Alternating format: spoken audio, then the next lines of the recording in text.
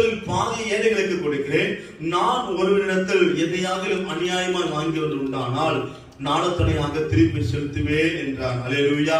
இயேசு அவனை நோக்கி, இன்றைக்கு இந்த வீட்டுக்கு ரட்சிப்பு வந்தது, இவனும் ஆபிரகாமுக்கு குமாரனாய் இருக்கிறான். அல்லேலூயா, அல்லேலூயா. இறந்து கொடுத்து தேடுவர் ரட்சிக்குமே மனுஷன் வந்திருக்கிறார் என்றார். அல்லேலூயா. ஏட்டா சொல்லுவாரு, ஒரு இடத்துல நான் அநியாயமாய் வாங்கியிருந்தால் நாளத்தனை கொடுத்துறேன். அல்லேலூயா. இன்னைக்கு அநியாயமா யாருடைய சொத்து உங்க கையில தான் நீ கொடுத்துடணும். அல்லேலூயா. அநியாயமா ஒருத்தர் பொருள் நீங்க ஆக்கிரமிச்சதை நீங்க கொடுத்துடணும். அநியாயம் செய்கிறவன் தேவனுடைய ராஜ்யத்தை பிரவேசிப்பதில்லை. வாசிச்சுமா இல்லையா? 1:9 சொல்றது, அநியாயம் செய்ய தேவனுடைய ராஜ்யத்தை பிரவேசிப்பதில்லை.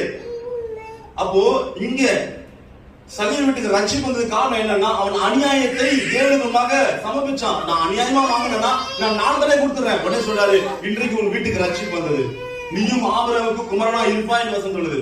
அப்ப அந்த குடும்பத்துக்கு ரட்சிப்பு, அவனுக்கு ரட்சிப்பு, அவனுடைய ஆஸ்திகள் அவனை பரலோகத்துக்குரியவனாக அவனுடைய குமாரன் என்று முத்திரை வைக்க காரணம் என்னன்னா, நான் அநியாயமா வாங்க கொடுத்துறேன்ப்பா, என் பாதி என் ஆஸ்தியில பாதியை கொடுத்துறேன், நான் ஒருத்தனை நாளத்தனை கொடுத்துறேன்றான். அல்லேலூயா. நீ அநியாயமாக சேர்த்து வைக்கப்பட்ட பொருட்கள் எதுவா இருந்தாலும் சரி, ஒருத்தன் அடிச்சு பேசி நான் வாங்கி வச்சிருக்கிறேன்னா தயவுசெய்து வாங்காதீங்க, வச்சிருக்காதீங்க.